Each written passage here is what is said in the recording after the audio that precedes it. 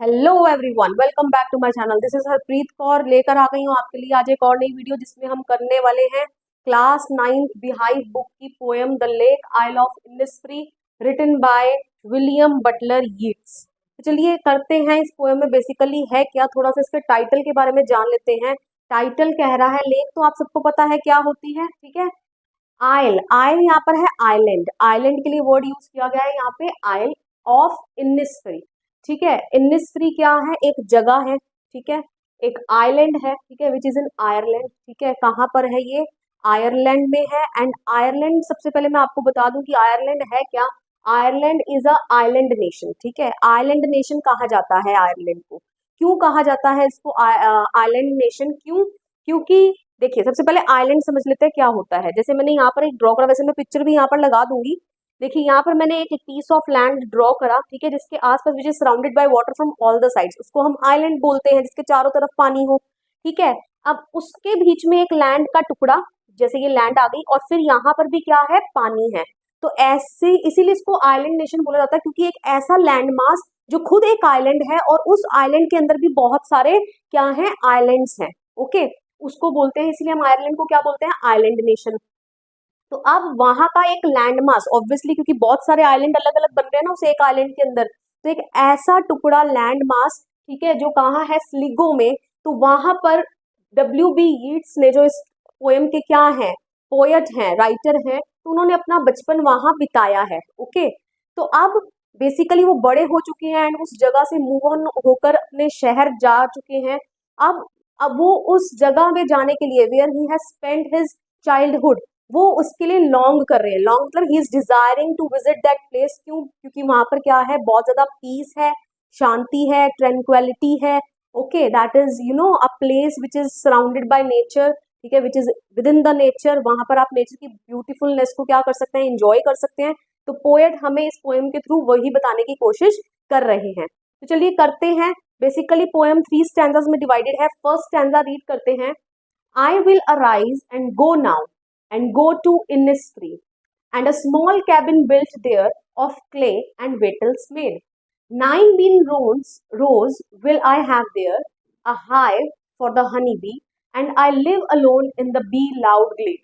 Okay, तो obviously I यहाँ पर कौन है, पोएट है, W.B. यीट्स हैं, और वो क्या बोल रहे हैं कि ही इज विशिंग कि वो अभी खड़े हो और कहाँ जाए, गो नाउ टू इनिस्फ्री, कि अभी वो चले जाए इनिस्फ्री, ओके। अब वो इनिस्फ्री जाकर क्या करेंगे, he will build a small cabin there, ठीक है। वो लेक आइलैंड मतलब कि लेक के पास क्या करेंगे, एक अपना एक कैबिन बनाएंगे, एक छोटा सा रूम बिल्ड करेंगे, ठीक है। और वो रूम किससे बनाएंगे, ऑफ क्ले, मिट्टी का, ओके। जैसे पहले घर होते थे ना मिट्टी के, ठीक है, तो मिट्टी का वो क्या बनाएंगे, अपना रूम बनाएंगे। एंड वेटल्स मेड, वेटल्स क्या होती है, twisted sticks for making fences and walls. जो स्टिक्स होती है ना, उनको बोला गया। मैं यहाँ पिक्चर भी लगा दूंगी, आप देख सकते हैं। लेकिन ये जो घर है ये स्टोन से बना है, तो इसको आप मिट्टी का घर समझ लीजिए। और जो ये स्टिक्स लगाई हुई है, दैट आर वेटल्स, ओके। अब वो वहां पर क्या करेंगे, he will do he will grow crops there, ठीक है। अपने आप ही वो अपना जो खाने पीने का इंतजाम है वो अपने आप ही कर रहे हैं। बिकॉज अगर वो वहां पर जाकर रहेंगे तो definitely he would be needing something to survive. उनको कुछ ना कुछ तो चाहिए वहां पर सर्वाइव करने के लिए, खाने के लिए कुछ ना कुछ तो चाहिए। तो वो क्या करेंगे, 9 बीन रोज, मतलब कि 9 जो है वो रोज लगाएंगे, किसके, बीन्स के, ओके, ग्रो करेंगे। And a hive for the honey bee, hive क्या होता है, छत्ता, ठीक है, मधुमक्खी के छत्ते को बोलते हैं हाइव, ठीक है, जिसको हम बी हाइव भी बोलते हैं, जो आपकी बुक का भी नाम है। तो वहां से वो क्या लेंगे, हनी लेंगे, ओके। मतलब कि वहां पर एक वो क्या इमेजिन कर रहे हैं कि वहां पर क्या होगा, मधुमक्खियों का छत्ता भी होगा, जहां से वो किसकी नीड पूरी करेंगे, शहद की नीड, हनी की नीड को क्या करेंगे, पूरा करेंगे। And live alone in the bee loud glade, okay. Bee loud का मतलब यहाँ पर हो गया, क्योंकि वहां पर क्या है, मधुमक्खियों का छत्ता है, तो वहां पर बजिंग ऑफ बीज, मतलब कि बीज की भिनभिनाने की आवाज जो है वो उनको सुनाई देगी, ओके। एंड ग्लेड होता है ओपन स्पेस, उस ओपन स्पेस में, ओके। एंड वो वहां पर क्या रहेंगे, अकेले रहेंगे, क्लियर। तो फर्स्ट ऑफ ऑल उन्होंने अपनी विश एक्सप्रेस करी कि वो कहाँ जाना चाहते हैं, इनिस्फ्री जाना चाहते हैं। इनिस्फ्री जाकर वहां पर वो एक क्या करेंगे, अपने लिए एक छोटा सा रूम बनाएंगे, वो रूम किससे बनाएंगे, वो मिट्टी का होगा, एंड वेटल्स मतलब स्मॉल स्टिक्स का होगा, वुडन स्टिक्स का, और वो वहां पर अपने खाने पीने का भी इंतजाम कर लेंगे अपने लिए। 9 रोज में क्या लगाएंगे, वो बीन्स जो है उनको ग्रो करेंगे, एंड वो हनी के लिए अपनी रिक्वायरमेंट कहाँ से पूरी करेंगे, वहां पर एक क्या होगा, हनी बीज का छत्ता भी होगा, एंड वो वहां पर अकेले रहेंगे, और जो नेचुरल साउंड है हनी बीज की उसको क्या करेंगे, इंजॉय करेंगे। Okay, moving on to the next stanza. I shall have some peace there, for peace comes dropping slow, dropping from the vales of the morning to where the cricket sings. There midnights all a glimmer, and noon a purple glow, and evenings full of the linnet's wings. क्या meaning है?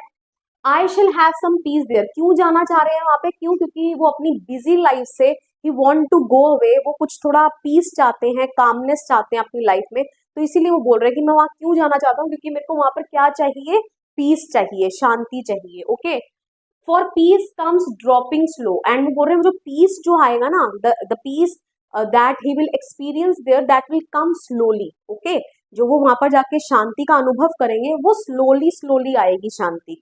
ठीक है, कैसे आएगी, अब किन किन चीजों से आएगी वो उन्होंने आगे एक्सप्लेन करी है, तो कर लेते हैं। फर्स्ट इज, कहाँ से आएगा peace, dropping from the veils of the morning to where the cricket sings. Okay, सबसे पहले वेल्स ऑफ द मॉर्निंग का मतलब समझ लेते हैं, and veils of the morning को भी अगर मैं तोड़ूं तो सबसे पहले वेल का मतलब हमें जानना पड़ेगा। वेल का मतलब होता है a fine cloth worn by women to hide their faces, जिसको हम हिंदी की भाषा में घूंघट बोलते हैं। ठीक है, औरतें घूंघट कर लेती है ना अपने चेहरे को छुपाने के लिए, तो उसे को बोल रहे हैं। अब वेल ऑफ द मॉर्निंग का क्या मतलब है, मॉर्निंग में कैसे घूंघट डाला हुआ है, तो इसको हम कैसे डिस्क्राइब करेंगे कि in the morning when the view is not very clear, तो जब सुबह में, जब एकदम से सुबह होती है, अर्ली मॉर्निंग जब आप देखोगे, जब डे ब्रेक होता है, ठीक है, जब रोशनी जा रही होती है, सॉरी अंधकार जा रहा होता है, डार्कनेस जा रही होती है और रोशनी धीरे धीरे आ रही होती है, तो एकदम से ऐसा नहीं होता कि पूरा ये जो स्काई है वो एकदम से ब्राइट हो गया, नहीं ऐसा नहीं होता। ठीक है, तो क्या रहता है वहां पर, जो मॉर्निंग आप स्काई देखोगे ना, जब रोशनी हो रही है तो वो that is not very clear, वो क्लियर नहीं होता। Okay, it will appear as if the morning has worn away, और उस वक्त ऐसा लगता है कि वो जो सुबह है ना उसने क्या डाल रखा है, घूंघट कर रखा है। ठीक है, जिसके कारण जो असली ब्राइटनेस है वो भी नजर नहीं आ रही। Okay, and has hidden itself, और मॉर्निंग ने अपने आप को, वही अपनी ब्राइटनेस को क्या कर लिया है, छुपा कर रखा है। आई hope so this is clear. Okay, चलिए अब क्या बोल रहे हैं पोएट कि ये जो सीन है ना, जो सुबह सुबह वहां पर उनको देखने को मिलेगा, कि जो अर्ली मॉर्निंग है, जब बिल्कुल डे ब्रेक होगा, अंधकार जा रहा होगा और रोशनी आ रही होगी, तो ऐसा लगता है, it appears as if the sky is not clear and is covered with clouds. ठीक है, ऐसा लगता है, एंड वो जो सीन है जिनको देखने को मिलेगा, तो वहां पर उनको उससे क्या मिलेगा, ही विल एक्सपीरियंस पीस। ठीक है, ही विल ऑब्जर्व पीस, उनको शांति मिलेगी।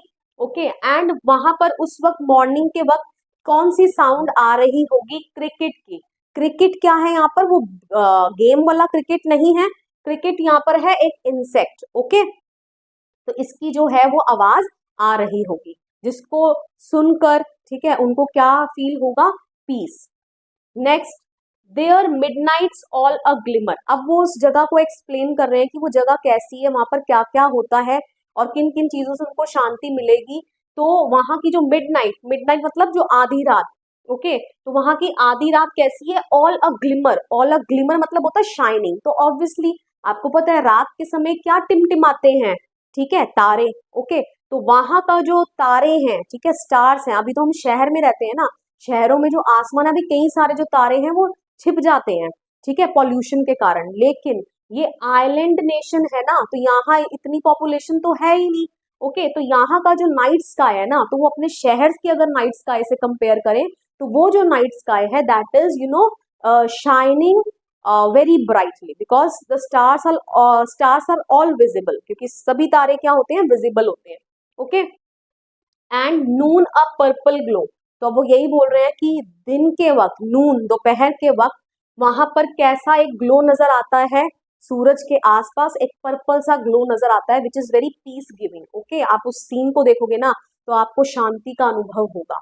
Okay, next, and evenings full of the linnet's wings. ठीक है, लिनेट यहाँ पर क्या है, a small brown and grey bird. मैं पिक्चर भी लगा दूंगी, ठीक है, आप देख लीजिएगा। तो यहाँ की जो शाम है वो किससे भरी होती है, means the sky is all covered with full of linnet's wings, means he could see the birds flying there. Okay, तो सारा आसमान जो है उन बर्ड्स से क्या होता है, लिनेट से भरा होता है। ओके, तो इन सब चीजों को देखकर उनको क्या मिलेगी, शांति मिलेगी। अब आगे नेक्स्ट स्टेंजा कर लेते हैं। I will arise and go now, for always night and day I hear the lake water lapping with low sounds by the shore, while I stand on the roadway or on the pavement's gray, I hear it in the deep heart's core. Okay, so in the last stanza, the poet has expressed his desire, his longingness to visit Innisfree. लेकिन वो कितना desperate है कि वो कब अपने busy schedule से क्या हो, आजाद हो, वो अभी कहाँ चले जाएं, इनिस्फ्री में चले जाएं। तो यहाँ पर वही बताया गया है, क्या बोल रहे हैं कि आई विल अराइज, अराइज मतलब वो स्टैंड अप, कि मैं अभी खड़ा हो जाऊं, एंड गो नाउ और अभी चला जाऊं, कहाँ, Innisfree. Okay, for always night and day, और वो क्या बोल रहे हैं, नाइट एंड डे मतलब ऑल द टाइम, रात एंड दिन, इसका मतलब हर वक्त।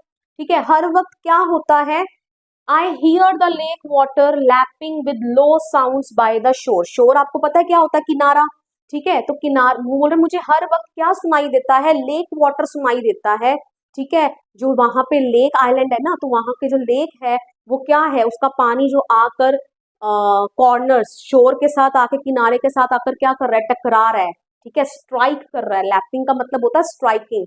तो उनको वो आवाज हर वक्त क्या है, उनको आती रहती है, ऑल द टाइम।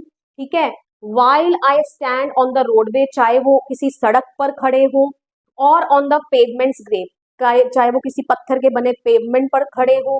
ठीक है, तो उनके माइंड में क्या आती रहती है, वो कानों में वो जो लेक वाटर की जो स्ट्राइकिंग की आवाज है किनारों के साथ, वो गूंजती रहती है उनके कानों में, एंड माइंड में उनके किसका ख्याल है, इनिस्फ्री का ख्याल है। Okay, I hear it, it यहाँ पर क्या है, यही किसकी sound, the sound of lapping water और striking water against the shore. Okay, तो यहाँ पर वो यही बोल रहे हैं कि मेरे को ये सुनाई देता है in the deep heart score. Deep मतलब आप समझते हो गहरा, हार्ट स्कोर का मतलब क्या हो गया, the inner most part of the heart, लेकिन दिल की गहराई में उनको वो जो आवाज है वो सुनाई देती है, एंड उनकी बहुत इच्छा है कि वो अभी शहर को छोड़कर कहाँ चले जाएं, इंडस्ट्री चले जाएं, for having some peace there. Okay, for enjoying tranquility there. Okay, तो चलिए, आई होप सो पोएट जो है, पोएम जो है आपको बिल्कुल क्लियर हो गई है, कोई डाउट नहीं रह गया है। अब हम बढ़ते हैं पोएटिक डिवाइसेस की ओर। तो first poetic device is imagery. Imagery मैंने आपको पिछली पोएम्स में भी बता रखा है। इमेजरी इज व्हेन कुछ लाइंस ऐसी लिखी हों जिससे आप उसकी इमेज को विजुअलाइज कर पाओ अपने माइंड में, रीडर्स उसको अपने माइंड में देख पाए, तो उसकी इमेज बना पाए, उसी को बोलते हैं हम imagery. So there are so many instances here, बहुत सारी जगह इमेजरी लग रहा है। जैसे first of all veils of the morning. ठीक है, तो जैसे ही मैंने वेल्स ऑफ द मॉर्निंग बोला, मैंने यहाँ पे आपको बहुत अच्छे से एक्सप्लेन करा है, अर्ली मॉर्निंग। ठीक है, जब ना ही पूरी रोशनी होती है और ना ही पूरा अंधेरा रहता है आसमान में। ओके, तो वो ऐसे लगता है जैसे आसमान में क्या डाल रखा है, घूंघट डाल रखा है, जिसके कारण हमें उसका जो फुल व्यू है, ब्राइट व्यू है, वो नजर नहीं आ रहा है। ओके, तो इसको हम माइंड में क्या कर सकते हैं, विजुअलाइज कर सकते हैं। Okay, mid night all a glimmer, तो यहाँ पर नाइट स्काई जो है वो हमारे माइंड में एक इमेज बन रही है जिसमें तारे क्या कर रहे हैं, टिमटिमा रहे हैं। नून अ पर्पल ग्लो। ओके, सो इसको भी हम इमेजिन कर सकते हैं कि नून के वक्त क्या है, जैसे आप हमने यहाँ पर शाम के वक्त हम लालिमा देखते हैं ना। ठीक है, सूरज के आसपास जब sun is about to set. Okay, तो यहाँ पर वही है, यहाँ पर मिडनाइट में क्या नजर आता है, सॉरी दिन में क्या नजर आता है, एक पर्पल ग्लो नजर आता है। तो इसको भी हम विजुअलाइज से कंपेयर करके कर लेंगे। Evening full of Lynette swing. Okay, आसमान जिसमें सारे जो लिनेट हैं, बर्ड हैं, वो क्या कर रहे हैं, उड़ रहे हैं। ओके, इसको भी हम इमेजिन कर सकते हैं। Lake water lapping. Okay, lake water जो है वो स्ट्राइक कर रहा है, ठीक है, किनारों के साथ, तो इसको भी हम क्या कर सकते हैं, इमेजिन कर सकते हैं। Okay, so these all are the examples of imaginary. Next is alliteration. Alliteration मैंने आपको बताया था, जब किसी भी सेंटेंस में जो स्टार्टिंग का वर्ड है और जो नियरली प्लेस्ड वर्ड है, उनका स्टार्टिंग का वर्ड जो है वहां कॉन्सोनेंट साउंड आए, उसे हम बोलते हैं एलिटरेशन। नहीं याद है तो कोई बात नहीं, अभी याद आ जाएगा। स्टेंजा 1 में थर्ड लाइन में लग रहा है, तो देख लेते हैं थर्ड लाइन में क्या है। 9 bean rows will I have there a hive for the honey bee। तो देख लीजिए यहाँ पर have, हा साउंड, hive, हा साउंड, हनी बी, हाँ साउंड। ओके, तो एक ही लाइन में जब जो क्लोजली प्लेस्ड वर्ड होते हैं, मतलब कि जो बड़े पास पास हैं और उनका जो स्टार्टिंग का वर्ड है उसकी कौन, देख लीजिए यहाँ पर ये जो क्लोजली प्लेस्ड वर्ड है इनका जो फर्स्ट लेटर है उसमें जो साउंड है दैट इज हा साउंड, रिपीट हो रही है, तो यहाँ पर किसका एग्जाम्पल हो जाएगा, एलिट्रेशन का। इन द सेम मैनर यहाँ पर आप देख लीजिए lake water lapping with low sounds by the shore, तो यहाँ पर देख लीजिए ल साउंड जो है वो क्या हो रही है, रिपीट हो रही है, कॉन्सोनेंट साउंड है एंड बिगनिंग में है, मोस्ट इंपॉर्टेंट। तो ये किसका एग्जांपल है, एलिट्रेशन का। देखिए यहाँ पर स एंड सा दोनों आ रहे हैं लेकिन इसकी साउंड अलग है, यहाँ पर स साउंड आ रही है साउंड में एंड यहाँ श साउंड आ रही है, तो ये एलिट्रेशन का एग्जाम्पल नहीं है। Okay, next is repetition. Repetition मतलब आप समझते हैं किसी चीज, एक चीज का बार बार होना, वो कोई वर्ड भी हो सकता है, वो कोई फ्रेज भी हो सकता है। तो देख लेंगे यहाँ पर ड्रॉपिंग वर्ड जो है वो रिपीट हो रहा है, तो ये वर्ड का रिपीट होना हो गया। एंड फ्रेज का अगर मैं कहूँ तो आप फर्स्ट लाइन देखिए, I will arise and go now, यहाँ पर देख लीजिए I will arise and go now, तो ये एक फ्रेज जो है वो रिपीट हो रहा है बार बार, तो ये भी किसका एग्जाम्पल हो गया, रेपिटेशन का।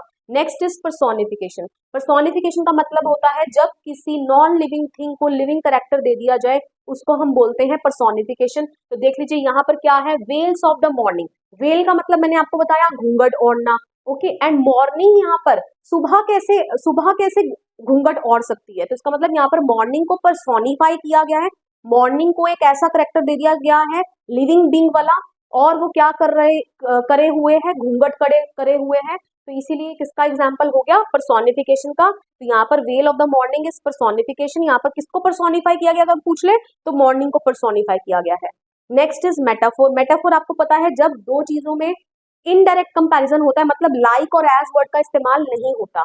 अगेन यहाँ पर हम देखेंगे वेल ऑफ द मॉर्निंग, यहाँ पर वेल एक्चुअली है क्या, वेल यहाँ पर घूंघट की बात की गई है, लेकिन स्काई ने, मॉर्निंग ने कैसे घूंघट ओढ़ा हुआ है, क्योंकि क्लाउड से भरी हुई है, क्योंकि अर्ली मॉर्निंग जो है वो इतनी क्लियर नहीं है, तो यहाँ पर वेल को इनडायरेक्टली कंपेयर कर दिया गया है क्लाउड्स के साथ, बिना लाइक और एज वर्ड का इस्तेमाल किए, तो इसलिए किसका एग्जाम्पल है, मेटाफोर का एग्जाम्पल है।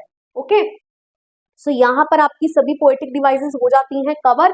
अब रह जाती है हमारी राइम स्कीम।